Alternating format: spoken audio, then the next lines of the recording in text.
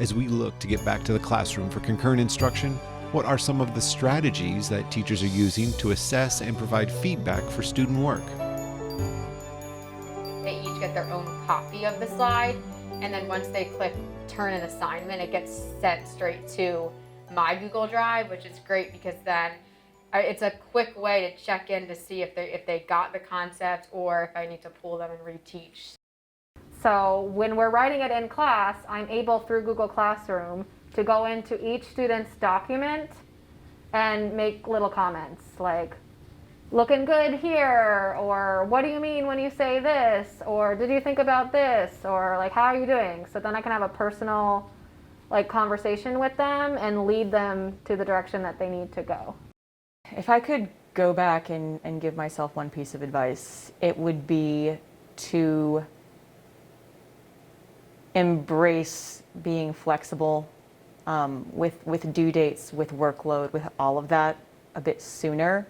Because I think some of us think that once we get back in the classroom, we'll be able to pick up at a similar pace as to what we're used to, and it's just, you can't.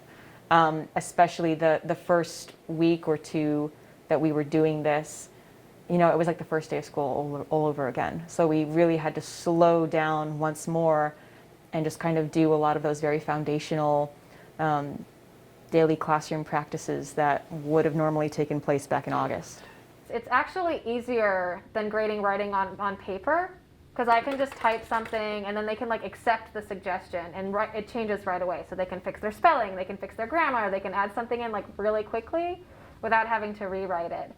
So it's made grading a little bit easier for me online, because I can highlight in color evidence piece number 1, evidence piece number 2, or comparisons and contrasts. So, and then they can see, I only highlighted 2 similarities and you needed at least 3. So right away they can see it.